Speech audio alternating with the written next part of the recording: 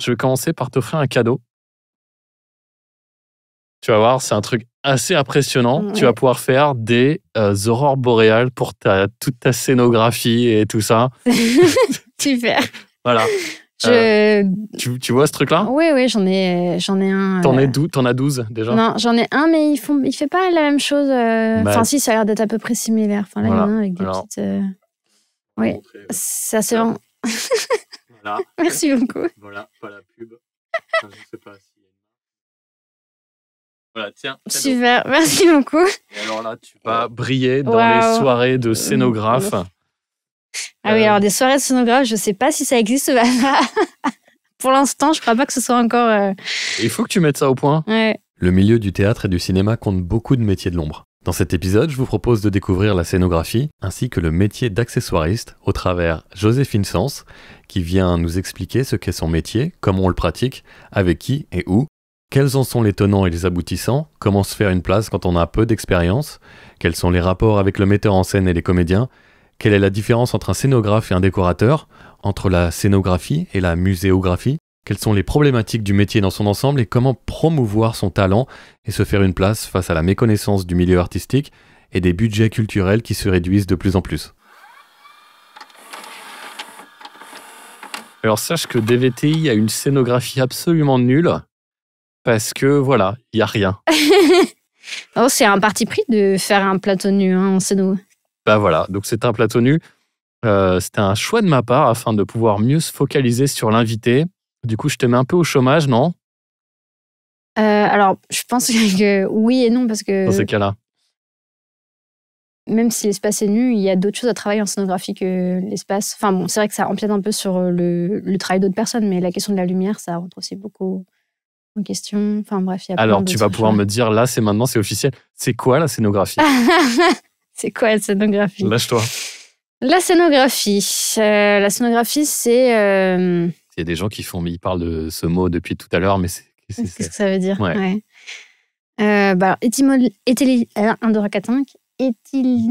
Étymologie. Voilà, étymologiquement. Ah là, Ouais. ça commence bien. Ça vient de ce qui est né, qui veut dire la scène, et Écrire. graffer, qui veut dire écrire. Ouais, donc ça veut dire écrire la scène. Mhm. Et donc, le principe, c'est aujourd'hui, tel qu'on la conçoit, la scénographie, c'est entre guillemets l'art d'imaginer un espace. Ouais. Donc, qui fait entrer à la fois la question des couleurs, des matières, des volumes, et la manière en fait dont cet espace va évoluer au fur et à mesure de la scène. Mhm. Et aussi comment est-ce qu'il va il va s'adapter et aussi être un terrain de jeu et offrir de multiples possibilités aux comédiens pour bouger dans cet espace. Et Par rapport à une décoration, oui, alors, elle est où la nuance, la différence? alors tu veux dire par rapport au terme de décorateur, peut-être? Par rapport ouais. au terme de décorateur, Ouais. si tu veux. Donc avant, on appelait les scénographes décorateurs jusqu'à un certain temps. Je crois que c'était le terme de scénographie tel qu'il est vu aujourd'hui en théâtre, il a été mis dans le langage, je crois, en 1960, enfin dans les années 60. D'accord. Ça a été porté par plusieurs grands scénographes. Je ne sais pas si ça sert de citer des noms, mais le principe, ça a été En fait, le mot scénographie est venu expliquer une nouvelle façon de voir le rôle du scénographe. Donc justement, avant, on appelait plutôt ça des décorateurs, comme au cinéma. Et en fait, bien avant ces années-là, on considérait que le rôle du scénographe, c'était d'être au plus proche du réel et donc vraiment d'offrir un décor, c'est-à-dire une toile de fond et une sorte d'encadrement à la mise en scène. Mais il n'y avait pas forcément justement un rapport avec vraiment la question du volume et de comment est-ce qu'il se déplace. Et comment est-ce que les acteurs vont jouer avec ces volumes-là. Donc l'interaction. Donc ouais, il y avait vraiment, exactement, il y avait beaucoup moins d'interaction. Alors après, il y avait tout ce qu'il y avait, les Deus Ex Machina, où il y avait des trucs qui descendaient des cendres, etc. Donc il y avait quand même déjà un début de quelque chose, mais on était vraiment sur un peu comme dans les toiles avec les perspectives. Enfin, il y avait vraiment une volonté de coller à quelque chose de réaliste, alors que la scénographie, donc à partir de ces années-là, ça a vraiment été la question on était vraiment plus dans quelque chose dans la métaphore, en fait.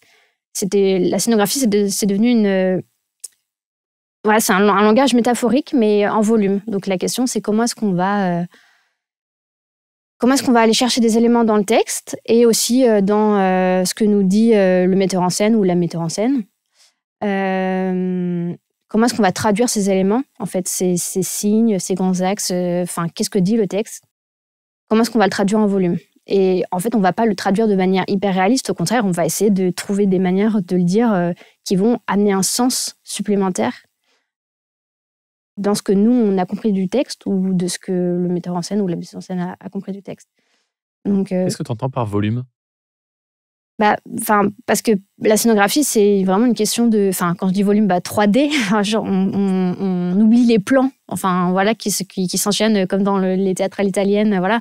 On est vraiment sur un volume, un espace, l'axe X, Y, Z, on est vraiment sur quelque chose de... Je ne sais pas comment le dire...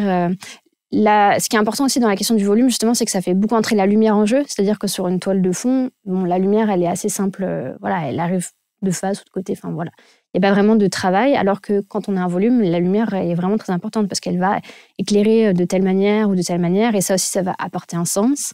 Ça va aussi être la question de comment est-ce que les comédiens vont se placer dans l'espace par rapport à ce volume, est-ce qu'ils vont être devant, est-ce qu'ils vont être derrière, est-ce qu'ils vont être au-dessus. Et c'est pour ça vraiment que je parle un peu de terrain de jeu, parce que normalement, la scénographie, elle est vraiment là pour non seulement apporter quelque chose en plus ou souligner, mais elle est vraiment censée être un support de jeu. Moi, en tout cas, tel que je la conçois, c'est vraiment une question de... Il faut un peu qu'on puisse, on puisse s'amuser avec, en fait. Il y a vraiment quelque chose comme ça. Et c'est un espace interactif? Ouais, c'est marrant, c'est la première fois qu'on me pose ces mots-là quand j'en parle de espace. Oui, la question de l'interaction, elle est très importante, mais après, en fait, ça dépend vraiment du metteur en scène ou de la metteuse en scène, de la personne avec qui tu collabores et aussi des comédiens. Des fois, il va y avoir des scénographies où en fait, il y a assez peu d'interaction directe, mais en fait, finalement, c'est-à-dire qu'il ne va pas y avoir d'interaction directe avec le corps du comédien ou des comédiens, mais il va y avoir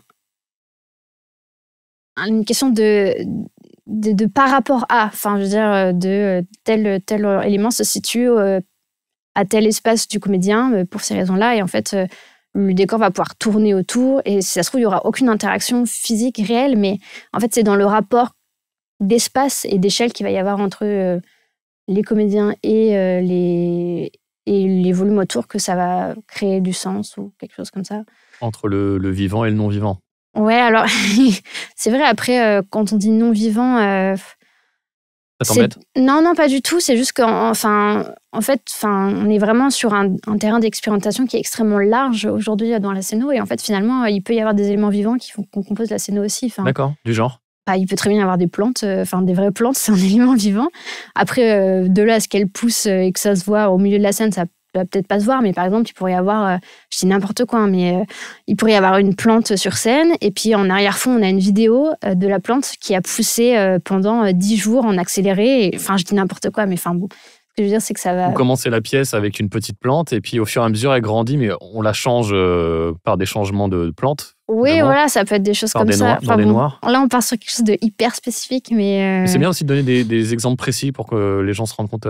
Ouais, c'était vraiment une idée sortie nulle part. Mais pourquoi voilà. pas, faut pas avoir honte de ces idées sorties de nulle part. Au contraire, c'est comme ça qu'on. Et puis des fois, il y a des. C'est arrivé aussi qu'il y ait des animaux sur scène. Il y a plein de. Par exemple, ça se voit. À l'opéra surtout, ça se fait. Surtout. Ça arrive pas très souvent, mais et donc c'est vrai que les animaux, est-ce qu'on les considère comme des comédiens ou est-ce qu'on les considère comme une part de la scénographie, sans vouloir être spéciste ou quoi que ce soit. Mais je sais pas, si on met un poisson rouge dans un bocal, en fait, ça veut dire aussi beaucoup de choses. Bon, il va pas forcément prendre part au jeu, mais en fait, finalement, il va porter une histoire avec lui et il va porter une signification. Donc, bref, c'est là où l'action du vivant, c'est pas forcément... T'avais juste envie de me contredire. Voilà, c'est ça. Non, je sais pas. On discute. Alors voilà, je sais pas, je te donne des exemples, j'en sais rien. Carrément. Je comprends carrément, c'est bien. T'aurais un exemple de ce que t'as fait toi, sur ton travail par rapport à toi, d'une scéno qui est fixe et d'une scéno qui bouge? Alors, moi, j'aime pas du tout les scénos fixes. Ok. Voilà, mais... Une raison particulière? Parce que... alors, il y a plusieurs choses. C'est que la question de... Enfin, généralement, quand on va raconter quelque chose, dans une pièce de théâtre, il va y avoir il y a une histoire quoi, qui se déroule. Et pour moi, en fait, la scénographie, elle va suivre l'histoire. Donc, une scénographie qui n'évolue pas, ça voudrait dire qu'en fait, je sais pas, on serait dans un huis clos. Et encore même dans un huis clos, je pense qu'il y a de quoi faire évoluer. Enfin, je veux dire, même si l'espace ne tend pas, le temps passe. Et donc, le temps, ça va être marqué par la lumière, par exemple. Enfin, à chaque fois, j'en reviens à la lumière, alors que je ne suis pas créateur lumière. Mais bref, c'est tellement important dans la mise en lumière d'un décor que, voilà, c'est... Donc, je fais vraiment pas de scénographie qui n'évolue pas. Alors, il y a une exception. Et encore, enfin, il y a quand même des chaises qui bougent et tout, donc, ouais. Des chaises qui bougent? Non, genre... Non, c'est pas genre la chaise musicale. Non, c'est pas genre des chaises qui bougent tout seules, mais je veux dire, j'ai aucune scénographie fixe, mais après, la question de la scénographie, elle est quand même, enfin, en fait, il y a deux éléments dans la scéno. Il y a le décor, c'est-à-dire les gros volumes, mais il y a aussi les petits volumes qui vont être de l'ordre plutôt des accessoires, et donc là, on va être sur les tables et les chaises. Bref, donc c'est pour ça que je disais, à la limite, il y a des chaises qui bougent, mais ça veut rien dire, une chaise qui bouge, quoi. Donc, non, je crois pas que j'ai fait des scénographies qui restaient fixes. C'est pas mon genre. Voilà. Est-ce que j'en ai déjà vu? C'est ça la question. Est-ce que j'ai déjà vu des scénographies qui restent vraiment fixes? En fait, à part des plateaux nus. Pour toi, il faut que ça accompagne vraiment l'histoire. Du coup, ça bouge avec l'histoire. Ça évolue avec l'histoire. Ouais, parce que pour moi, comme c'est... Enfin, mais il y a des scénographes qui ne pensent pas comme moi. Mais comme, d'après moi, tel que je la travaille, la scénographie, c'est censé raconter quelque chose aussi. Du coup, un espace qui ne bouge pas, c'est difficile de lui faire raconter quelque chose. Et c'est justement dans les mouvements de l'espace que qu'on va comprendre, qu'il va y avoir un sens qui se diffuse. Enfin, je ne sais pas comment dire. Voilà, donc toutes mes scénographies bougent et même c'est même la base parce qu'en général, je travaille pour des compagnies qui n'ont pas des budgets très gros. Ouais, vraiment, je travaille pour des compagnies qui n'ont pas des gros budgets. Et c'est qu'à là, il faut faire preuve d'imagination plus qu'ailleurs ou... Non, je pense que toute contrainte donne lieu à des choses positives. Donc, c'est pas une question de budget. Mais disons que l'idée, c'est de faire le maximum avec le minimum de moyens. Donc, tout ce qu'on va mettre au plateau doit servir au maximum à la fois pour le jeu et à la fois pour raconter quelque chose. Et du coup, si on met vraiment le minimum, mais qu'on veut en faire qu'on veut lui donner le maximum d'espace, de jeu, etc., ça va beaucoup bouger et beaucoup évoluer. Donc, justement, on va être vraiment dans l'inverse de quelque chose qui ne bouge pas et qui est complètement statique. Mmh. Voilà. Je sais pas si j'ai répondu à tes questions. Ouais, c'était pas mal. Pourquoi t'as voulu t'orienter vers un métier artistique, toi? Au début du commencement de la genèse. Au début du commencement de la genèse, j'étais une gamine qui dessinait beaucoup. Voilà. T'as commencé par le dessin? J'ai vu du dessin et c'était une des choses dans lesquelles on me disait que j'étais douée. Okay. Je pense que ça a beaucoup fait parce que je suis dyslexique et donc du coup quand j'ai commencé ma scolarité, si on doit tout rapprocher à ça, j'étais pas, j'avais des difficultés dans plein de matières et en fait le dessin c'était un peu le truc qu'on me disait dis donc, ouais, il y a quelque chose. Pas sûr. Voilà. Tu gères à l'ER. Ouais, c'est ça, on va dire ça comme ça. Mais surtout, c'était aussi je dessinais un peu tout le temps, quoi. Je regardais la télé, en fait, je dessinais en même temps. On discutait, je dessinais en même temps. Et ma mère était j'imagine comme beaucoup de mamans, mais était une excellente supportrice de toutes mes créations. Voilà, donc c'est ça, voilà, ça me portait et puis c'était valorisant, voilà. Et donc je prenais du plaisir à le faire. Donc tu as associé vite l'artistique avec le plaisir? Ah oui, je pense oui, je pense que on peut dire que je fais un métier passion, comme on dit. Ouais. Donc oui, c'est complètement lié au plaisir. Hein. Je pense que d'ailleurs c'est pour ça qu'entre guillemets on tient. Enfin quand je dis on, les artistes en général, parce que c'est pas très facile. Mais donc si on prenait pas de plaisir à le faire, je pense qu'on arrêterait tous, quoi. Voilà. Et du dessin, comment ça a évolué vers la scéno? Alors. Donc, comme je dessinais beaucoup, je voulais être illustratrice de livres pour enfants. Ok. Voilà. Pourquoi pour enfants? Parce Pourquoi pas les adultes, ils n'ont pas le droit à tes dessins? Parce que j'étais enfant, donc moi, je voulais parler à des gens de mon âge, quand même. Okay. Je sais pas, j'imagine que ça doit être quelque chose comme ça. Après, je voulais être écrivain de livres pour enfants. Ok. Bref, après, je me suis dit que j'allais faire les deux. J'allais les écrire et les illustrer, mes livres. Bah, tant qu'à faire. Voilà. Et après ça, j'ai commencé à faire du théâtre et j'aimais vraiment beaucoup le théâtre. Malheureusement, j'étais assez mauvaise actrice dans le sens où je savais faire que les rôles comiques. Donc dès qu'on me donnait une veuve éplorée ou j'en sais rien, enfin ça me barbait, j'étais assez nulle. Mais dès que je faisais, je sais pas, on avait monté une pièce au collège où on faisait Songe d'une nuit d'été et moi j'étais Puck, on l'avait transformé en Puckine. Et bref, c'était un rôle qui m'allait comme un gant parce que voilà, c'était très drôle, mais voilà, je savais faire que ça, les trucs drôles. Donc je me suis dit qu'en fait, j'étais pas fait pour être comédienne, mais que vraiment j'aimerais bien faire un truc en lien avec le théâtre. Et j'avais commencé à prendre des cours de dessin depuis un certain temps et j'étais très intéressée par l'art plastique, enfin, de manière générale. Et lors d'un dîner familial, j'ai dit que je voulais trouver un métier qui associe l'art plastique et le théâtre. Ah, ok. Voilà. Et là, mon père m'a sorti ce mot de scénographe. Et voilà, c'est comme ça papa que. qui a trouvé. Mais ouais, c'est ouf. Enfin, c'est ouf. C'est chouette, quoi. C'est lui qui m'a sorti ce mot de scénographe. T'avais quel âge ? 13 ans, je crois. Parce que je sais qu'à la sortie, en troisième, quand il a fallu s'orienter, en fait, je savais déjà que c'était ça que je voulais faire. Dingo. En fait, voilà. C'est une des raisons pour lesquelles je fais ce genre d'épisode où pour parler, raconter ce qu'on peut faire, les possibilités de ce qu'on peut faire et les métiers qu'on ne connaît pas, qui sont liés à l'artistique et que tu es déjà que tu saches déjà à 13 ans et que tu aies le nom précis de ce que tu veux être, c'est assez une longueur d'avance qui est quand même... Ouais, je pense que ça aide... Enfin, je pense que... Ouais, c'est vrai que quand j'en parlais et quand j'en parle aujourd'hui et quand je vois plein de gens qui, en fait, à la fac, ne savent toujours pas ce qu'ils veulent faire. Et moi, à 13 ans, je savais déjà que je voulais être scénographe. C'est vrai que c'est complètement délirant. Enfin, ce qui est délirant aussi, c'est que je suis arrivée jusqu'au bout, quoi. Enfin, parce qu'il y a plein de moments où, en fait, je sais pas, enfin, il y a plein d'événements de vie qui font qu'en fait, on peut décider de faire autre chose. Voilà.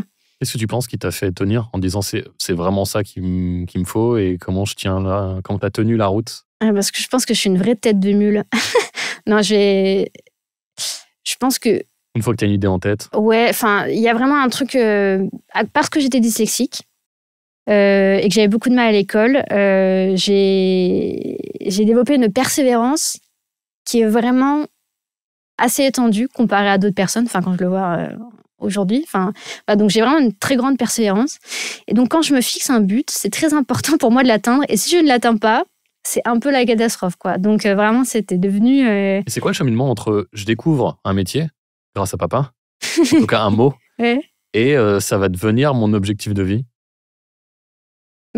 En fait, je pense que c'est aussi une question de... Enfin, j'ai trouvé quelque chose qui a l'air de me plaire et il faut que je... Enfin, comment dire, ça aide d'avoir un chemin dans la vie. Enfin, genre, surtout quand t'es gosse, quoi, tu sais jamais ce que tu vas faire. Il y a plein de choses qui tournent. Oui, c'est vrai, même encore aujourd'hui, parce que même là, c'est vrai que c'est... Même là, je suis en remise en question, mais bref, on en parlera plus tard. Je pense que c'est entre guillemets une facilité, tu vois, de dire bon, ça y est, j'ai trouvé un truc, ça a l'air d'être vachement cool, je vais le faire, en fait. Et tu te poses pas... C'est ça, juste une facilité? Non, je veux dire une facilité dans le sens où en fait, j'ai un objectif. En fait, fixer un objectif et s'y tenir, c'est ça qui est facile, tu vois. D'accord. Tu vois, c'est un peu comme... voilà. Quand tu dis facilité, on a tendance à rabaisser... Enfin, tu vois, ça a tendance à rabaisser la noblesse du but, alors que pas du tout. Non, c'était pas dans ce sens-là. Okay, j'ai compris. Voilà. Yes. C'est vraiment se fixer un objectif. Enfin, moi, j'aime beaucoup me fixer des objectifs pour avancer. C'est un peu ma manière d'avancer, c'est d'avoir un objectif et d'essayer de l'atteindre. Donc, après, je pense que c'est juste une question de une manière d'être, je sais pas, voilà. Je sais pas si j'ai répondu à ta question. Une fois que tu avais cet objectif, comment tu t'es dit t'as fait quoi? T'as enquêté? T'as regardé sur le net? Quel cursus scolaire suivre et tout ça? Alors, bon, du coup, j'étais en troisième. Bon, je suis aussi allée voir une conseillère d'orientation qui m'a fait faire des tests, qui m'a dit vous êtes fait pour un métier artistique. Oui, je vrai. Merci, madame. Voilà. Enfin, je le savais déjà, mais bon, c'est bien, cool ça, tu vois, ça souligne le truc. Voilà. Ouais. Et je suis allée, je crois que la première vraie orientation que j'ai eue sur qu'est-ce que je devais faire, je suis allée au salon des métiers d'art de l'étudiant. Ok. Voilà. Et en fait, à ce salon, il y avait les écoles qui formaient la scénographie. Donc, il y a, en France, les écoles publiques qui forment la scénographie, il y en a 3, 4, bref, ça dépend un peu. Mais en gros. 3,5. Non, mais, en gros, il y a les arts décoratifs de Paris qui forment à la scénographie. Mais bon, c'est une scénographie. Chaque école a ses spécificités. Ensuite, il y a 2 grandes écoles qui sont très connues, qui sont vraiment dans la scénographie de théâtre. Donc, on a le TNS de Strasbourg et l'ENSAT à Lyon. Je dis des mots comme ça. Donc, le TNS, c'est le Théâtre National de Strasbourg. Donc, c'est l'école qui est attachée au Théâtre National de Strasbourg. Et l'ENSAT, ça veut dire École nationale supérieure des arts et techniques du théâtre. Un truc comme ça. Ouais. Voilà. En fait, c'est un peu les 3 grandes écoles. Mais après, à proximité de la France, on a aussi la Cambre à Bruxelles. La quoi ? La Cambre. La Cambre. Ouais, donc en Belgique. Ouais. Et après, on a aussi, il y a une autre section scénographie aux Arts Déco de Strasbourg. Et après, il me semble aussi qu'il y avait une école à Monaco. Mais bon. Voilà. Si tu vas aller au casino en sortant de l'école. C'était, c'était la liste de tous les écoles de proximité, entre guillemets, que j'avais notées. Et donc, je me suis dit, donc il faut que je fasse une de ces écoles. Je ne sais pas laquelle, on verra bien. Mais en fait, si je savais déjà laquelle. Je voulais faire soit le TNS, soit l'ENSAT. Comment t'as fait ton choix ? Ensuite, j'ai pas eu celle-là finalement. Donc le choix il est fait par concours. Est-ce que tu rates ou est-ce que tu réussis les concours ? D'accord. Voilà. Non, quand j'ai fait mon choix à la base, pourquoi je voulais une de ces 2 écoles, c'est parce que c'est des écoles qui sont où en gros le principe c'est de créer des troupes, c'est-à-dire qu'en fait il va y avoir une formation pour chaque élément d'un spectacle. Donc il va y avoir une formation pour les comédiens, une formation pour le régisseur. Voilà, tous les corps de métier sont réunis. Et il y a, il y a entre 1 et 10 places pour chaque corps de métier dans ces écoles-là. Et en fait, chaque promo va former une sorte de troupe, en fait, et va créer des spectacles au fur et à mesure. Bon, c'est des écoles qui sont accessibles après Bac+2 et qui vont amener à un niveau master, en fait. Voilà. Et toi, tu avais un Bac+2 ? Alors là, on est allé très très loin dans le fil avant d'en arriver là. Ouais. Donc, en gros, j'ai rencontré des gens sur les stands du TNS et de l'ENSAT qui m'ont dit si jamais tu veux faire ça, tu as 2 choix pour entrer dans cette école, puisque tu dois avoir un Bac+2. Soit tu fais tout de suite au lycée, tu fais de l'art appliqué au lycée. Donc à l'époque, ça s'appelait ST2A, donc aujourd'hui, ça a changé. Mais en gros, tu rentres directement dans un cursus qui te lance directement là-dedans. Et ensuite, tu fais une école d'art appliqué. Et ensuite, tu tentes en Bac+2 ces écoles-là.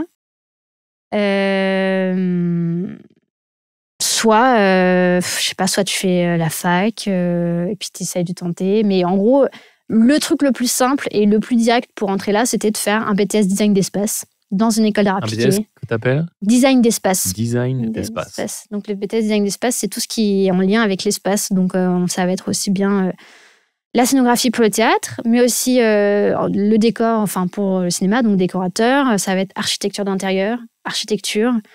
Voilà, c'est vraiment l'art appliqué, donc le design associé à l'espace, ça va être design d'espace. Bon, et donc avant d'en arriver à design d'espace, qu'est-ce qu'on fait ? Un BTS. Avant d'en arriver là, du coup, moi, j'ai décidé de pas m'orienter directement au lycée dans la filière art appliqué, parce que je me suis dit que imaginons ça marche pas, imaginons je change d'avis. Donc je suis allée en lycée, dans un lycée lambda, mais l'intérêt de ce lycée, c'est qu'il y avait une option art plastique. Mais une option, c'était mon coefficient principal, c'était art plastique. Et je pense que ça a clairement formé mes bases dans l'apprentissage de l'art, surtout en termes culturels. Ouais. En fait, c'est dur le milieu de l'art. Donc, une fois au lycée, c'est chouette, quoi. Je veux dire, tu testes des trucs et tout ça, mais quand tu dois vraiment en vivre, c'est pas du tout la même chose, quoi. Ouais. Donc, je pense que vraiment aujourd'hui, pour vouloir être artiste, il faut vraiment, vraiment, vraiment le vouloir, parce qu'il y a quand même plein de choses qui t'en dissuadent. Et il y a plein de parents qui sont pas du tout support dans cette voie-là, quoi. Moi, mes parents, ils m'ont dit tout de suite, ok, tu le fais.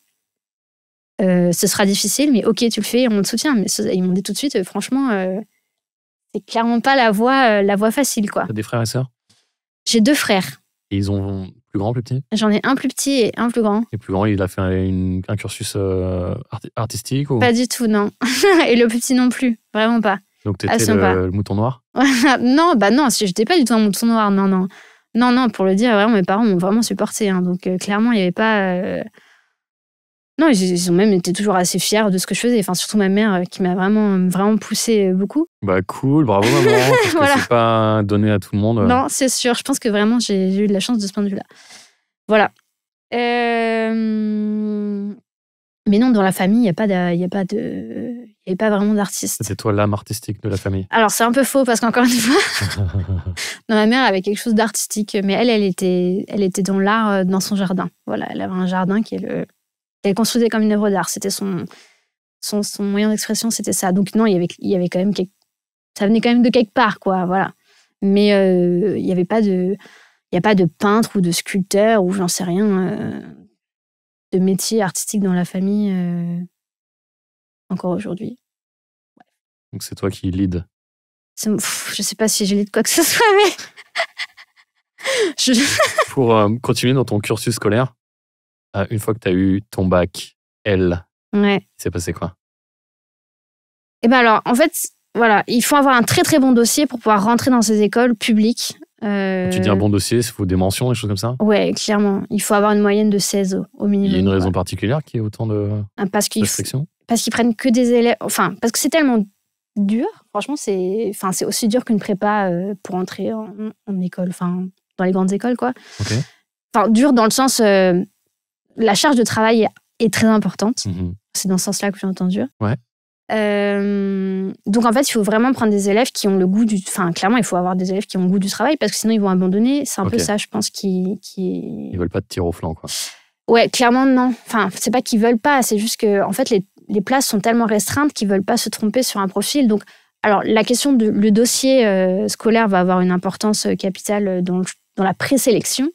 Et ensuite, moi, dans les écoles que j'ai tentées, il y avait une lettre de motivation à écrire. Et je pense que ça, c'est ce qui définit en deuxième... Enfin, il y a une présélection sur les notes et une sélection sur la lettre de motivation.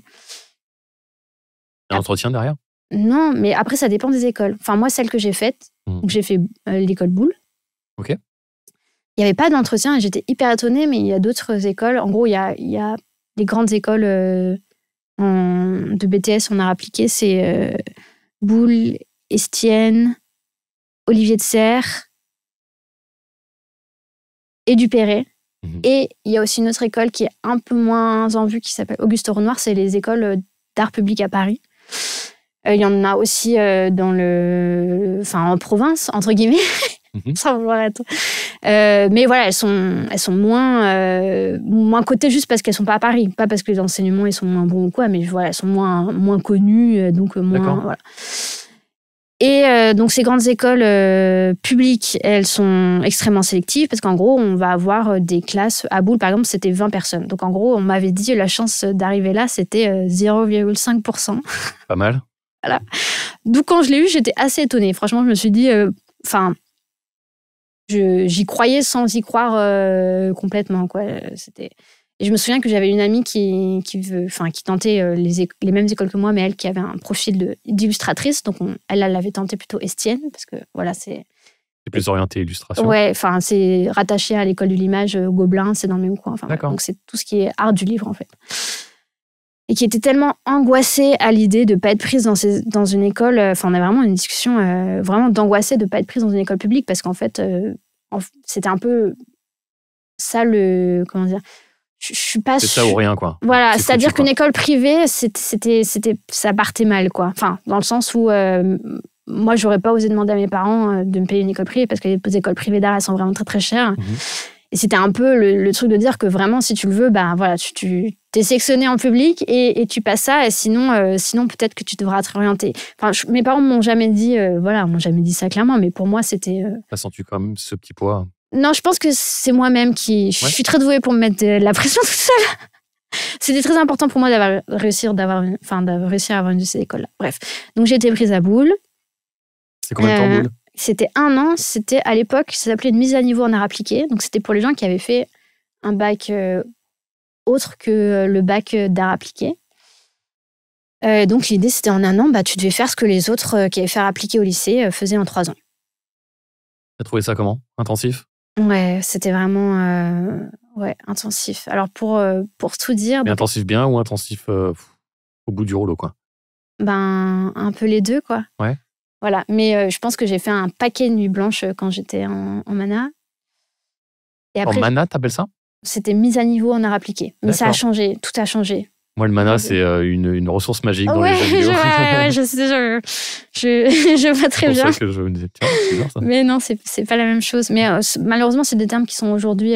si des gens veulent se renseigner, il y a beaucoup de choses qui ont été modifiées. D'accord. Bien sûr, parce que c'est la France. Ils aiment bien complexifier voilà, les choses. Voilà, c'est ça. Alors, je sais pas justement ce qui ça a été modifié pour rendre les choses plus simples, normalement. Disons qu'aujourd'hui, ça n'existe plus la mana. En fait... Le problème de la mana, c'est que ça comptait comme une année 0. C'est-à-dire que tu avais un bac plus 0 après une mana, alors que tu avais bossé comme un ouf. Ah. Voilà. Et ensuite, tu rentrais en BTS, et tu faisais ton BTS, tu avais un bac plus 2. D'accord. Et, voilà. Et aujourd'hui, en fait, pour éviter ça, et qu'en fait, cette année compte pour quelque chose, et qu'on ressorte avec un bac plus 3, comme un niveau licence, quoi, ils ont fait un seul et même cursus, donc tu rentres directement pour 3 années. Mais tu as eu l'impression, au sortir du cursus, d'avoir des petites carences? C'était même pas une impression, c'était une évidence. J'avais clairement des carences. T'as réussi à les combler tout de suite après, dans les premiers bouts de taf ou... Alors, en fait, je me suis tout de suite dit, ça va pas du tout. En fait, j'ai peur d'utiliser une machine à bois. Alors qu'en fait, je vais devoir construire des trucs, donc c'est complètement délirant. Donc, je me suis formée, j'ai fait un CAP en menuiserie, en cours du soir. Et après, j'ai fait un CAP en chaudronnerie. Alors, chaudronnerie, du coup, ça n'a rien à voir avec le théâtre, mais c'était une base pour pouvoir apprendre à faire de la soudure et du métal. Et voilà, et je pense que si je l'avais pas fait, ça aurait été vachement plus difficile, parce qu'en fait, quand on sort d'école, en fait, une école comme les Arts Déco, ça va apprendre à former des auteurs, des créateurs, des artistes, mais pas des constructeurs, en fait. Et du coup, sauf que quand on sort d'école, on va pas signer pour une scénographie d'opéra où en fait on va avoir un bureau d'études qui va te faire tous tes plans, puis un atelier menuiserie qui va tout te construire, etc. En fait, tu vas devoir travailler avec tout faire toi-même. Tu vas devoir faire vraiment tout de A à Z toi-même. Et en fait, on va venir te chercher pour ça. Et donc c'est là où le couteau suisse, c'est très intéressant, parce qu'en fait,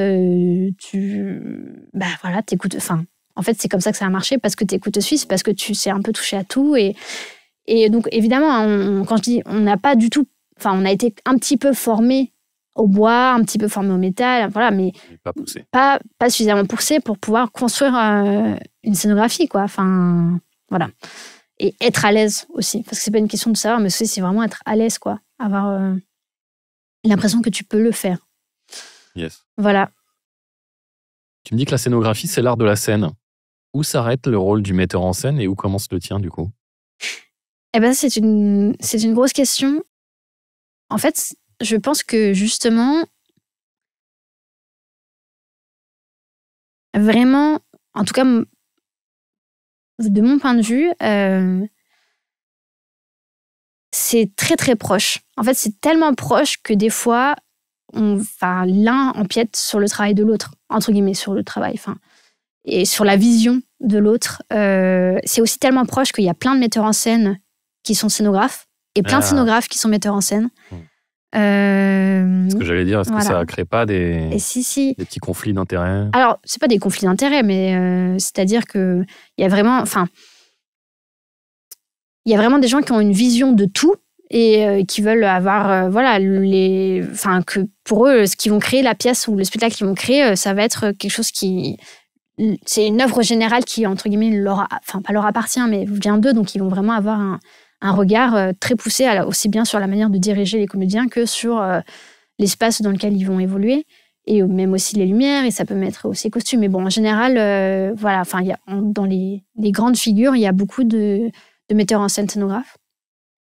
Après, pour ce qui est des corps séparés, si on a vraiment un metteur en scène et un scénographe qui collaborent, en fait, le scénographe, ça va être la première personne qui va intervenir dans le projet quand il va être initié par le metteur en scène. C'est-à-dire qu'un scénographe, en général, il n'initie pas un projet, il va travailler avec un metteur en scène et une compagnie.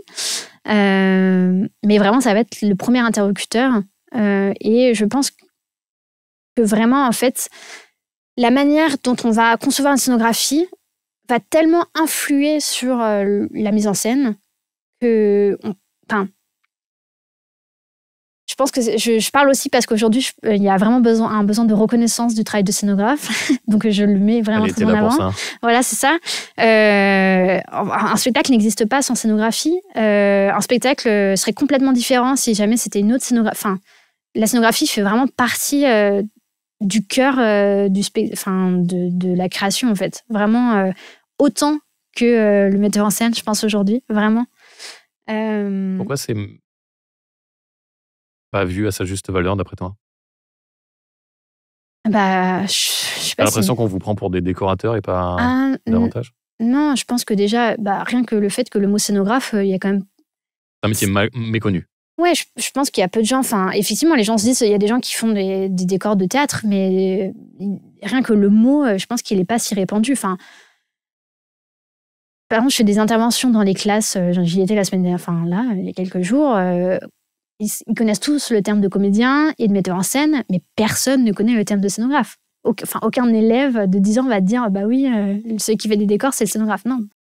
Non, en fait, et en plus, on n'est pas toujours mis en avant sur les affiches de promotion. En fait, ce qui va être vu, ça va être le texte écrit par tel auteur, mise en scène par telle personne, liste des comédiens.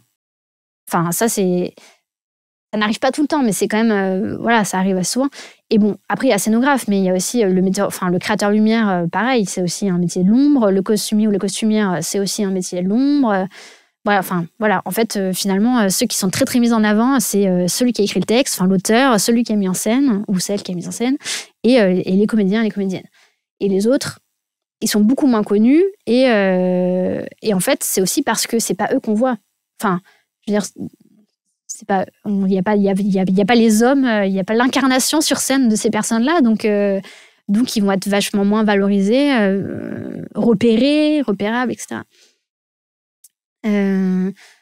Voilà. Après, je dis pas que je pense que on peut très bien faire un super spectacle avec une scénographie toute pourrie. Je pense qu'on peut vraiment avoir un très bon spectacle. Par contre, je pense qu'on peut pas faire un très bon spectacle avec une scénographie géniale et une mise en scène pourrie. La scénographie n'est pas essentielle à la réussite d'un spectacle, mais c'est juste que quand elle est là, elle contribue à, j'ai envie de dire, pratiquement par rapport au rôle du metteur en scène, pour moi, il y a vraiment 50-50, quoi. Mais bon, je pense que peut-être que je me mets un peu trop en avant, mais je commence vraiment à me dire, c'est pas vraiment travailler pour, c'est vraiment travailler avec. Et tellement avec que... j'ai de la chance de travailler avec des compagnies dont les metteurs et les metteuses en scène me laissent vraiment carte blanche. C'est-à-dire que, en général, ils n'ont pas d'idée préconçue de ce qu'ils veulent ou quoi que ce soit. Je pense aussi parce qu'ils ne savent pas non plus forcément ce qu'ils veulent ou quoi, et qu'il y a une question de faire confiance d'avoir une personne en face avec qui tu penses... tu as une intelligence... Comment tu fais pour qu'on te fasse confiance, alors? On me fait pas toujours confiance. On me fait pas toujours confiance. Non, ça me fait... Par le travail que tu as déjà accompli ou... Franchement... Alors, ça dépend. Est-ce que c'est une première collaboration ou pas? Alors, quand c'est pas une première collaboration, les gens te font confiance parce qu'ils ont déjà vu une collaboration avec toi et ils ont vu que ça s'est bien passé. C'est une première collaboration. Justement, c'est le gros problème. En fait, les gens te font pas confiance quand c'est une première collaboration. Et c'est là que tout l'enjeu est là. En fait, on va pas te sélectionner. Ils font pas confiance parce que par rapport aux metteurs en scène, ils ont peur que t'empiètes sur leur plate-bande ou parce qu'ils savent pas? Il y a une méconnaissance du métier de scénographe? Je pense que je pense que peut-être que je parle pas au même niveau de confiance que ce que je veux dire. Que ce que tu insinues. Ce que je veux dire, c'est que pour être pris sur un projet en scénographie dans les milieux au niveau auquel je travaille moi, avec les petites compagnies qui n'ont pas beaucoup de budget, etc. Qui sont dans le théâtre, qui sont en autoproduction, beaucoup, qui sont pas subventionnés par l'État, qui sont pas sur des scènes nationales. Voilà, moi je travaille plutôt à ce niveau-là. On va pas venir te chercher par la main, en fait. On va pas te dire, oh bah tiens, j'ai vu ta scéno. Ça arrive. Ça arrive qu'on te dise « Ah bah tiens, j'ai vu ta scénographie pour ta spectacle, c'est super bien, est-ce que tu peux travailler pour moi ?» Ça arrive, mais c'est pas ce qui arrive le plus souvent. C'est normal quand on débute ou quand on a que quelques années d'expérience? Non, mais enfin, même après 5 ans, je crois qu'il y a 2 fois où on m'a dit « Ah bah tiens, j'ai vu ta scéno, viens travailler pour moi. » Mais franchement, au niveau où je travaille, c'est super rare en fait d'être repéré, de commencer à travailler comme ça. En général, en gros, tu tombes sur une annonce. C'est un peu comme quand tu vas sur. Comment tu trouves du boulot justement? On part dans tous les sens là. Bah non, justement, ça fait. Comment est-ce que tu trouves du boulot? Ouais. Eh ben, alors soit tu rencontres des gens. Ouais. Genre, je sais pas, sur un tournage, la première compagnie avec qui j'ai collaboré, c'est parce qu'en fait, j'ai rencontré la metteuse en scène sur un tournage. J'ai dit que je faisais du dessin et de la scéno. Elle m'a dit qu'elle avait déjà un scénographe. J'ai dit, bon, bah tant pis. Mais je lui ai montré mes dessins, ou alors elle a dû aller les regarder. Et puis, elle m'a demandé l'affiche, d'illustrer l'affiche pour son nouveau spectacle. Donc, je l'ai fait. Et après, son scénographe est parti. Enfin, il est allé, voilà. Et il m'a dit, bah, du coup, est-ce que tu voudrais pas faire la scénographie de mon prochain spectacle? Et j'ai dit, bah oui. Et là, j'étais en dernière année de cursus. Enfin, bref. Donc, c'était un charnière. Enfin, je rentrais dans le monde professionnel, mais j'étais encore en train de finir mon cursus. Donc, voilà. Tu fais des rencontres sur les plateaux, à des événements. Enfin, comme quand tu rencontres des gens à un vernissage, quoi. Bref. Le relationnel. Le réseau, le relationnel. Ouais, voilà. Et puis alors oui, après la question du réseau, parce que en fait, on va te recommander. Genre, j'ai travaillé avec telle personne, tu cherches un scénographe, bah tiens, contacte-la. Voilà, ça va être ça aussi. Donc c'est très important le réseau. C'est pour ça que c'est très intéressant de faire des écoles comme le TNS et l'ENSAT, parce que du coup, tu te construis un réseau dans le théâtre, donc c'est beaucoup plus simple. Ou alors, justement, tu vas postuler à des annonces. Alors, je sais pas, ça peut être une annonce sur les réseaux sociaux, ça peut être une annonce sur des sites qui sont dédiés au théâtre, où tu vas avoir une section recherche d'emploi et tu vas regarder toutes les annonces où il y a écrit scénographe dedans. Après, tu vas regarder comment c'est rémunéré, s'il y a une rémunération. Et après, tu vas postuler si ça t'intéresse ou pas, quoi. Et après, du coup, il y a 30, 50, 60 personnes qui postulent au truc, à partir du moment où il y a une rémunération. Et là, tu dois, tu t'envoies un mail, tu envoies ton CV, t'envoies ton site web en disant voilà tout ce que j'ai fait, pourquoi ce texte m'intéresse, pourquoi votre compagnie m'intéresse, pourquoi je veux bosser avec vous.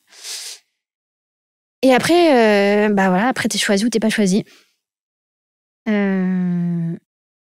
En général, t'es choisi sur le tarif que tu demandes et sur ton background, quoi. Mais la question de combien est-ce que tu demandes comme rémunération, enfin, pas combien tu demandes. Parce qu'en vrai, c'est pas toi qui demande ta rémunération, mais je veux dire, jusqu'à combien t'es prêt à abaisser ton tarif. Voilà, c'est ça. Franchement, c'est terrible, mais oui, c'est ça.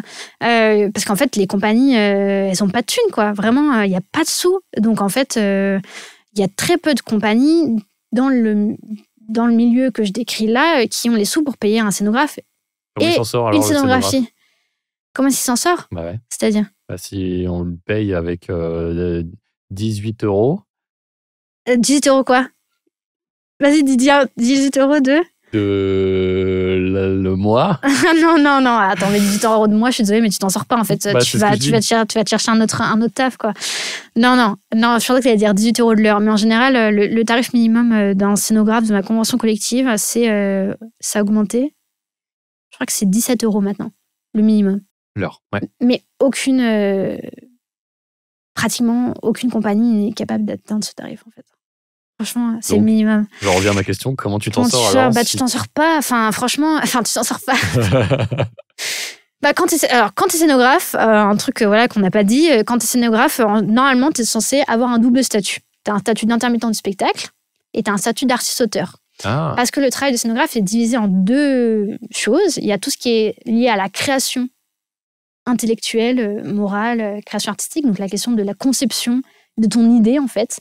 Donc ça va être normalement rémunéré en droit d'auteur. Et ensuite, tu as tout ce qui est suivi technique de réalisation ou construction. Enfin, toute la partie technique va être dédiée à l'intermittence. Et c'est pour ça que tu es dans l'annexe des techniciens quand tu es scénographe et pas dans l'annexe des artistes. Ce qui est très, très, très frustrant parce que quand tu es scénographe, tu es artiste, tu n'es pas technicien, ou alors tu es les deux, mais voilà. Et donc, je sais plus où est-ce que j'en étais. Donc oui, donc en gros, quand tu es scénographe, normalement, tu es censé avoir 2 statuts, artiste-auteur et intermittent du spectacle. Donc comment tu t'en sors quand tu es scénographe en tant qu'intermittent du spectacle? En faisant tes heures. Voilà, en fait, tu fais tes heures et en fait, tu vas faire tes heures par tous les moyens possibles et imaginables en ne faisant pas que de la scéno. Voilà, en fait, tu vas faire... Tu peux faire quoi d'autre? Eh ben, accessoiriste. Ouais. Machiniste. Okay. Régisseur. Ah ouais. Donc c'est très large. Ouais, en fait, c'est très large. En fait, c'est selon ce que tu es capable de faire ou ce que tu as envie de faire. Le fameux couteau suisse. Voilà, c'est ça. Okay.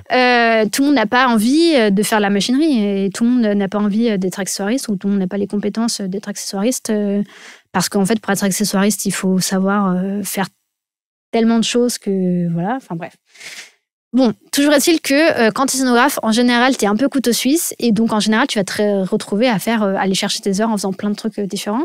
Est-ce que ça t'arrive qu'on vienne vers toi en demandant on a besoin d'un décorateur pour notre spectacle et là, tu dis mais je suis pas décorateur, je suis scénographe. Non. Et il n'y a pas de confusion entre les deux métiers? Jamais? Non. Jamais? Alors... Disons que pour une... Non, franchement, non, en vrai. Enfin, je crois qu'il y a une seule fois dans ma vie... Non, en plus, c'était le bon terme, donc non. Non, il n'y a pas de confusion. Décorateur, c'est vraiment pour le cinéma et scénographe, c'est vraiment pour le théâtre. Mais parce que, en fait, encore une fois, les compagnies qui vont décider d'investir dans une scénographie avec un décor et des matériaux, une rémunération d'une autre personne, c'est vraiment des compagnies qui ont bien réfléchi la question. Donc, en fait, elles connaissent les termes, quoi. Je pense que peut-être que les toutes petites compagnies qui viennent juste leur premier spectacle, on va peut-être venir te voir en disant j'ai besoin d'un décorateur.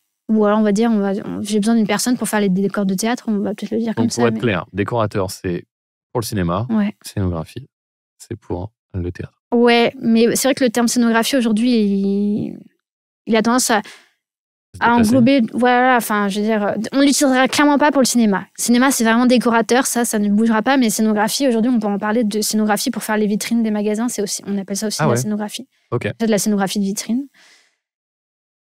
Et on peut appeler scénographie aussi d'exposition, on peut dire scénographe d'exposition ou muséographe.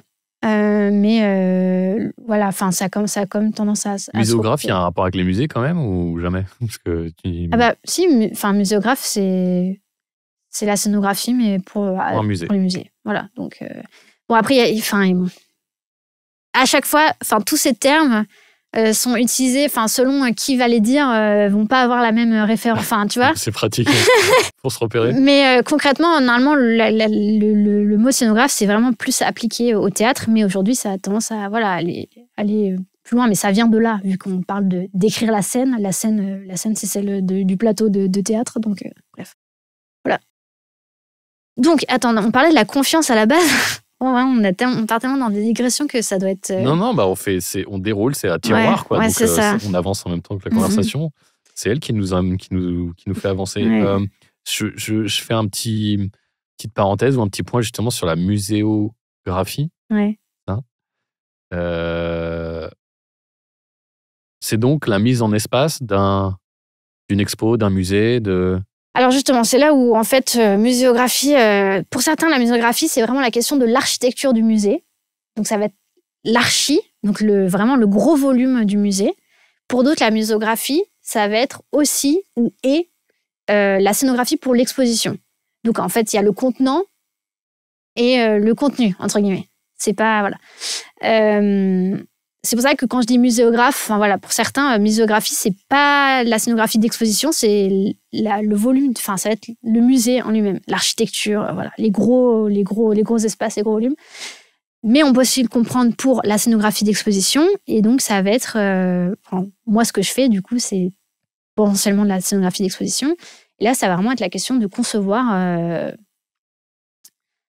Et bien encore une fois, l'espace, les volumes de l'expo, la question de la manière dont le visiteur va se déplacer dans l'expo, qu'est-ce que ça va dire, pourquoi est-ce qu'on fait une entrée comme ça, pourquoi à tel endroit de l'expo, je sais pas, l'espace va se refermer, pourquoi en fait on va choisir de mettre du plexiglas et pas du bois, pourquoi... Enfin, voilà.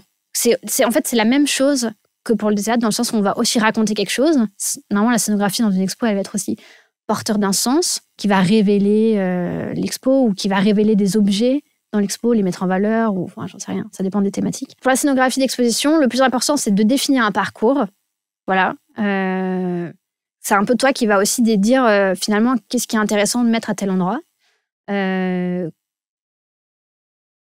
Et gérer tout ce qui est la partie technique qui est très importante, de savoir quel matériau tu utilises et comment est-ce qu'ils doivent être classés par rapport... En fait, il y a des règles très importantes de sécurité, que ce soit au théâtre ou en exposition, qui ne sont pas les mêmes. Pour savoir, par exemple, ça va être quoi les unités de passage minimum, c'est-à-dire l'espace qu'il va y avoir entre deux murs, par exemple, ou entre deux cloisons pour passer. Est-ce que tes matériaux ils doivent être classés au feu si jamais il y a un incendie? Est-ce que c'est une exposition qui va être, je sais pas moi, itinérante, donc du coup elle va bouger dans 3 lieux différents, donc comment est-ce que tu vas faire pour concevoir une expo qui puisse être démontable? Enfin voilà, en fait il va y avoir encore une fois, comme pour la scénographie de théâtre, la question de qu'est-ce qu'on veut raconter et comment techniquement ça va se faire, quoi. Voilà. Je sais pas si c'est très clair. Si, c'est bien, voilà. C'est pas mal. Ton compte Insta dit scénographe, plasticienne, accessoiriste. Ouais. Tu nous expliques ce que c'est qu'un plasticien? Alors, je me souviens que quand je parlais de la scénographie dans mes lettres de motivation, je crois que je disais que pour moi, la scénographie, c'était à mi-chemin, entre guillemets, entre l'art plastique et le théâtre. Parce que vraiment, il y a un truc, le rapport à la matière est tellement important que c'est de l'art plastique dans l'espace, en fait, la scéno. Donc voilà, donc pourquoi artiste plasticienne scénographe? Et accessoiriste, c'est parce que c'était... parce que je me suis mis à faire pas mal... j'ai pu pas mal d'heures d'intermittence en étant accessoiriste. Donc du coup, je me suis dit, je vais mettre ça sur mon compte Insta parce qu'en fait, c'est aussi une de mes... Je sais pas, corde à mon arc, voilà. Et que finalement, quand tu fais de la scéno pour des petites compagnies, en fait, t'es aussi accessoiriste. Parce que en fait, tu fais pas que les gros volumes. Tu gères aussi à quoi va ressembler l'épée de bois ou pas en bois d'ailleurs, enfin bref, à quoi va ressembler la chaise, à quoi va ressembler... Enfin, tu gères aussi bien les accessoires que le décor en général. Donc, voilà. C'était à la fois une façon de... C'est un peu une façon de dire qu'on est capable de gérer plusieurs choses à la fois. Mais j'aurais pu mettre... Sur certains... je crois que sur mon LinkedIn, il y a écrit constructeur. Enfin, scénographe constructeur. Et en fonction de à qui j'envoie un CV, en fait, ça va changer. Genre, des fois, ça va être artiste plasticienne, des fois, ça va être scénographe, des fois, ça va être accessoiriste. Enfin bref, voilà. C'est... Métier en constant mouvement. Voilà, on va dire ça comme ça. Quelles sont les qualités à avoir pour être un bon scénographe? Les qualités à avoir pour être un bon scénographe. Ça dépend. À chaque fois, je vais dire ça dépend. C'est toujours en nuance. Ça dépend avec qui tu travailles et dans quel type de... Enfin, quel type de création, vers quel type de création tu vas. Par exemple, si jamais tu travailles avec un metteur en scène qui part d'un texte, ça va être très important d'avoir d'après moi, une bonne lecture dramaturgique, une bonne compréhension de la pièce. Tu vois, enfin, en gros, il va falloir partir du texte pour pouvoir créer quelque chose. Donc si t'as pas d'inspiration ou si jamais t'arrives pas à trouver des grands axes ou si t'arrives pas à traduire le texte, tu vas aller nulle part en fait. Mais il y a certaines créations qui sont faites où il y a pas de texte à la base, où c'est de la création au plateau et en fait finalement le spectacle il se construit au fur et à mesure. C'est un peu le metteur en scène qui va donner des idées, les comédiens qui vont jouer et toi t'es là et tu vas essayer de suivre le mouvement. Voilà, suivre le mouvement, voilà. Donc, ça va pas du tout être la même façon de créer. Et donc, ça demande pas les mêmes qualités. Donc, mais dans tous les cas, je pense qu'on peut dire que pour être un bon scénographe, il faut avoir un bon sens de la collaboration avec les différents métiers qui se trouvent au plateau, parce que finalement, voilà, les comédiens, il va falloir que tu leur fasses un espace de travail, entre guillemets, à eux qui leur soit confortable. Le metteur en scène, il va falloir que tu sois capable de traduire en espace ce qu'il te demande. L'éclairagiste, ou le créateur lumière, il va falloir qu'il éclaire ta scéno, donc il faut être en bon accord avec lui. Parce que, en fait, si vous n'avez pas les mêmes idées, ce que tu as créé va finalement pas ressembler à ce que tu as créé. Les costumiers, bref, il y a vraiment une question il faut être, c'est un vrai travail d'équipe, d'une certaine façon.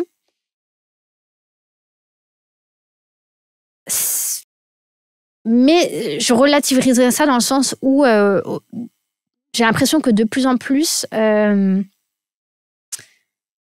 les petites productions, on est quand même de plus en plus vers quelque chose de très morcelé. C'est-à-dire que, par exemple, quand j'ai commencé à faire de la scéno, donc il y a 5 ans, je faisais pas mal de résidences. Donc les résidences, c'est un truc où tu vas partir une semaine avec toute l'équipe dans un lieu XY et pendant une semaine ou 2 semaines ou un mois, je sais pas, tu vas être là et tu vas à la fois, tu vas voir les comédiens jouer, tu vas réfléchir de ton côté, tu vas aussi être avec la créatrice ou le créateur costume et la lumière, etc. Et en fait, vous allez tous, c'est un espace-temps où vous allez tous créer ensemble. Et donc, où la collaboration elle est très forte. Donc ça se faisait assez souvent quand j'ai commencé. Et aujourd'hui, par manque de moyens, ça se fait vraiment très très peu. En fait, le scénographe et le créateur lumière et la créatrice ou le créateur costume, je suis désolée, j'ai du mal à toujours mettre au féminin, au masculin. Enfin bref, j'essaie d'être inclusive, mais... Simplifions. Ouais, Simplifions les choses. ce que je veux dire, c'est que de moins en moins, on fait partie de ces temps de création. Donc vous arrivez au dernier moment. Non, alors on n'arrive pas au dernier moment.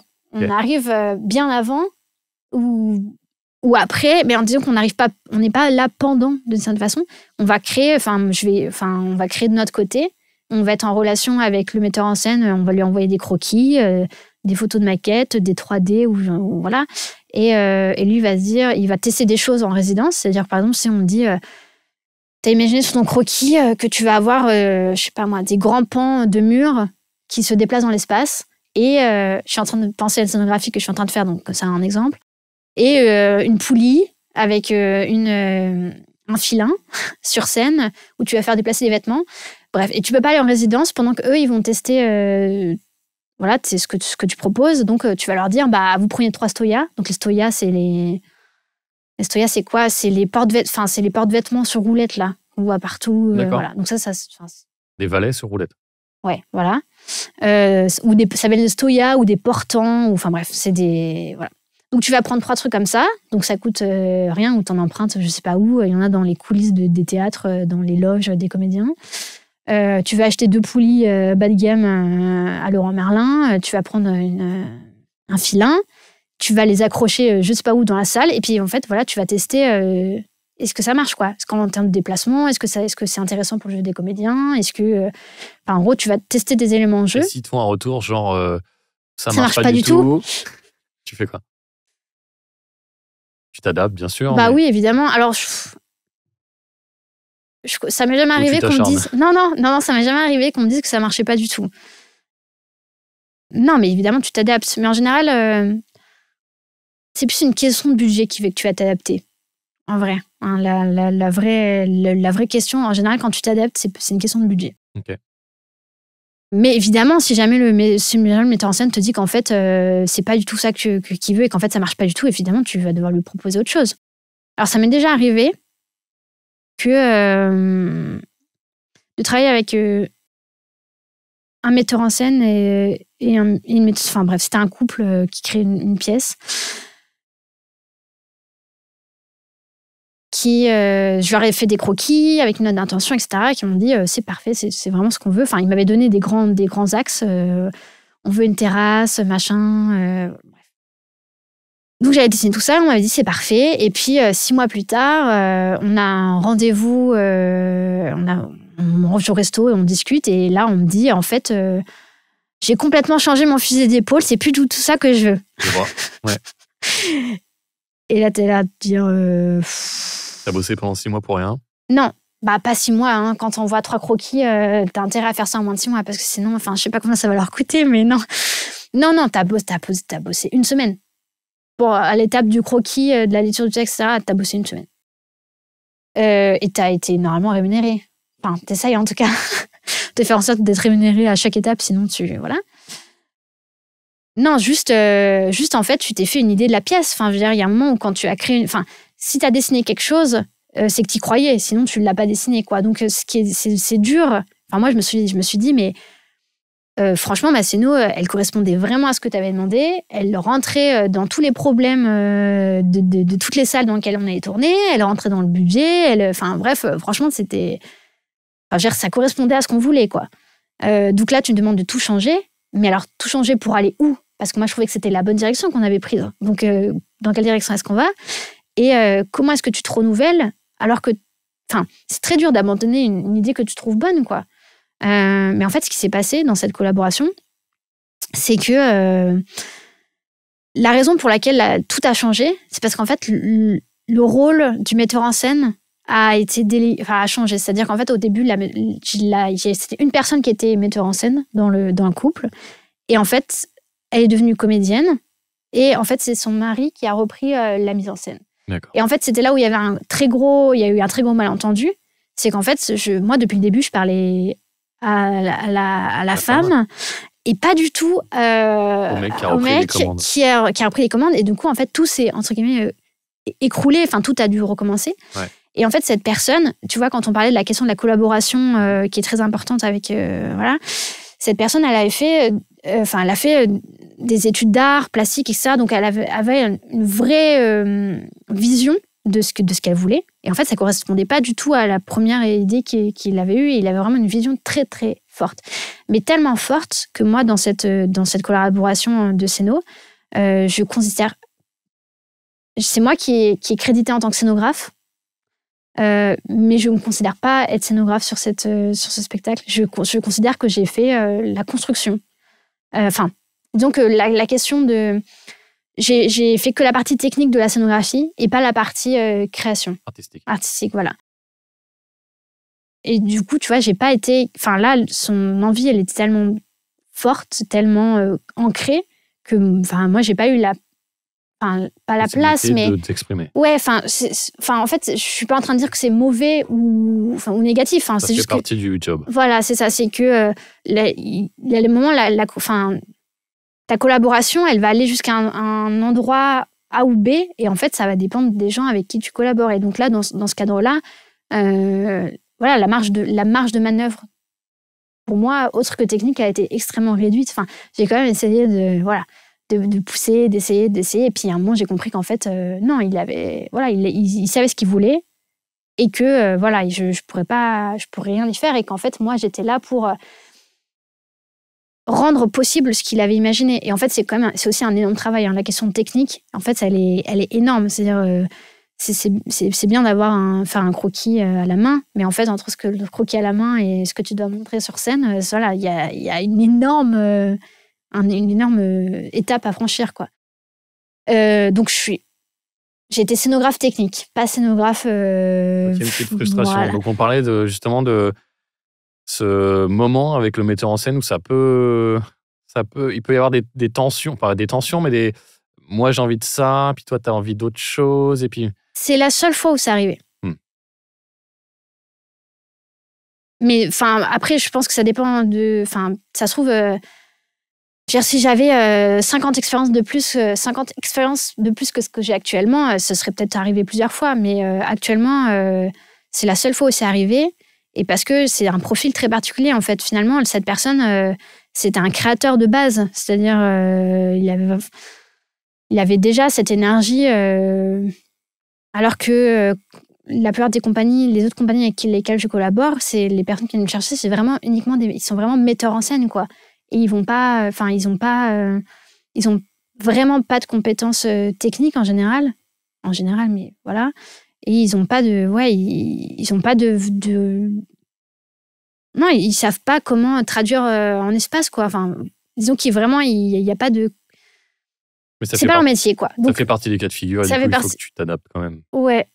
Mais en général, du coup, dans ces cas de figure-là, il y a vraiment ce truc de vraiment carte blanche, quoi. Vraiment. Et moi, c'est ça que je préfère. Quoi. Ouais. La liberté de créer, forcément. Est-ce que la concurrence est rude dans ton métier? Ah bah oui. Comment on fait pour percer, alors, dans un métier artistique très concurrentiel comme ça? Alors, quand je dis disons que c'est une niche, la scénographie de théâtre. Donc, c'est une niche. J'imagine que tu n'es quand même pas toute seule.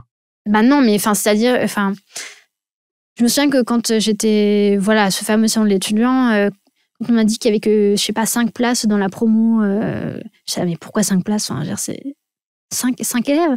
Il m'a dit, mais en fait, ça sert à rien de former plus de gens vu qu'il n'y a pas de place. Ah ouais. Voilà. S'il y a vraiment ce truc de ça sert à rien de former plus parce qu'en fait, il n'y a pas de place. Dans la vie pro après, ça sert à rien de former des gens si au final, ils n'ont pas de taf après, quoi. Donc, c'est très concurrentiel. Comment est-ce que tu fais pour percer? C'est une excellente... c'est ce que j'essaie de découvrir. Je pense que pour percer, déjà, le mieux, c'est d'emprunter, encore une fois, l'école que tu vas choisir, elle va quand même faire beaucoup de choses. Quand je vois aujourd'hui des personnes qui ont fait le CNS ou l'ENSAT, elles vont 2 fois plus vite que moi, en fait, dans les collabs, pour trouver des gens avec qui travailler. Elles sont sur des projets qui sont subventionnés, qui sont sur des... Parce qu'elles ont développé un réseau dès l'école. Oui, je pense que ça fait vraiment... c'est extrêmement important. Le milieu de l'art, de toute façon, c'est quand même une énorme question de réseau. Ça, je pense que ça ne changera jamais. Le réseau, c'est hyper important. T'es repéré, quoi. En fait, c'est une carte de visite. Alors, les arts déco, c'est une carte de visite, mais c'est pas forcément la meilleure carte de visite pour ce milieu-là, spécifiquement. Voilà. Et donc, pour percer, on m'a souvent dit que le mieux, c'était d'aller voir les grands scénographes, les scénographes reconnus, et de leur dire qu'on voulait être leur assistant, quoi. Et alors? Non. Parce qu'en fait, j'ai déjà essayé... j'ai un peu essayé, mais disons que j'ai pas beaucoup persévéré parce que, en fait, ça consistait souvent à faire toute la partie plan, SketchUp, 3D. Et en fait, moi, c'est le truc qui me barbe le plus, clairement. Faire des plans et de la 3D, c'est marrant 2 secondes, quoi. Vraiment, c'est vraiment pas le truc dans lequel je m'éclate. Et du coup, je me suis dit, s'il faut faire 6 mois de trucs techniques, faire que ça, en fait, j'ai la flemme, quoi. Mais 6 mois sur une vie, c'est que dalle. Ouais, je sais, 6 mois sur une vie, c'est que dalle. Quand je dis 6 mois, j'en sais rien, ça se trouve c'est plus, ça se trouve c'est moins, mais... Puis c'est là, tu te focalises sur la partie que t'aimes pas, mais j'imagine que pendant ce temps-là, tu vas aussi communiquer, collaborer avec ton... écoute, comme je n'ai jamais fait l'expérience, je ne sais pas, en fait. Et comme souvent, je pense, c'est qu'en essayant. Ouais. Après, c'est facile de dire je veux être assistante d'un grand scénographe, mais en fait, voilà. Les places sont chères aussi. Voilà, c'est ça. Donc il y a aussi cette question-là. C'est en fait.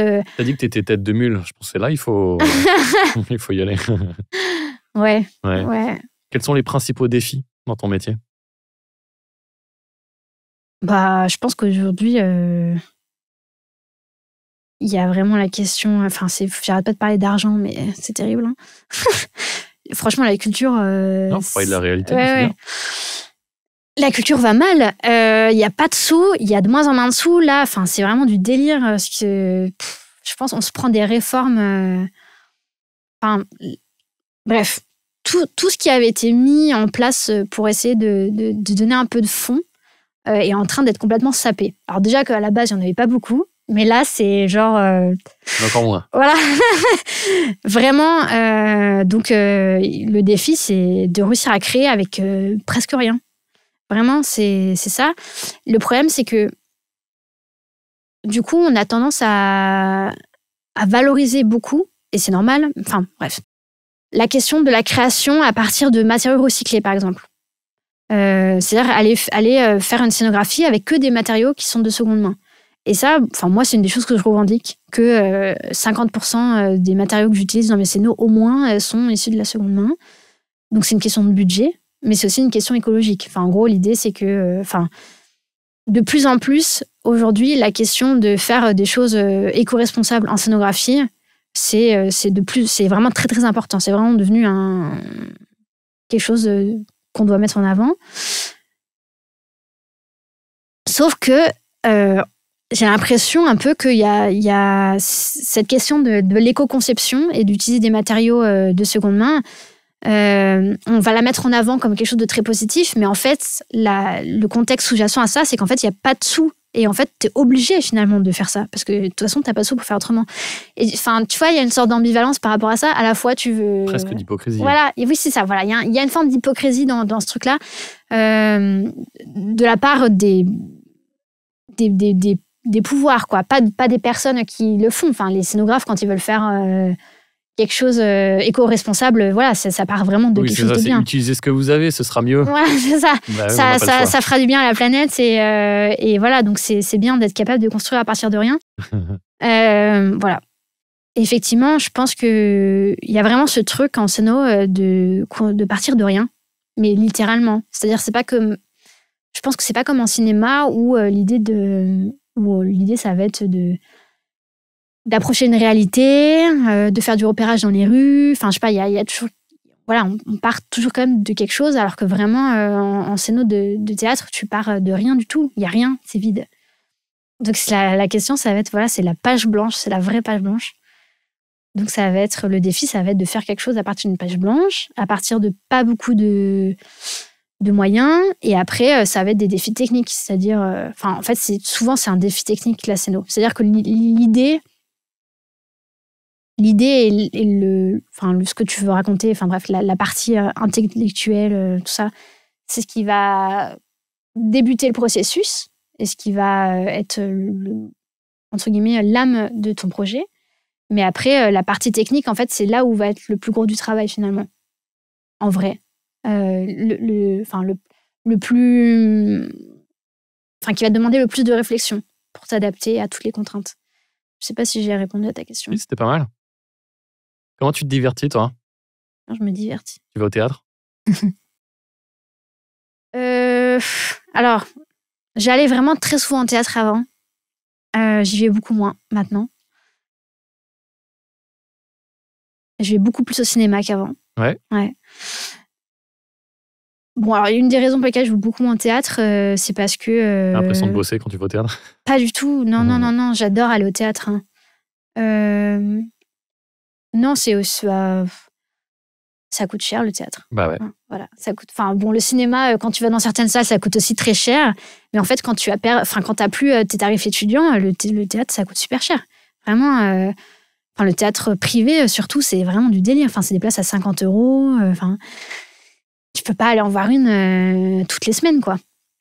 Ah bon, alors que le cinéma, tu peux t'en sortir avec des places à 8 €. Tu peux y aller plusieurs fois par semaine. Ça reste encore abordable. Je pense aussi que c'est une question de temps, quoi.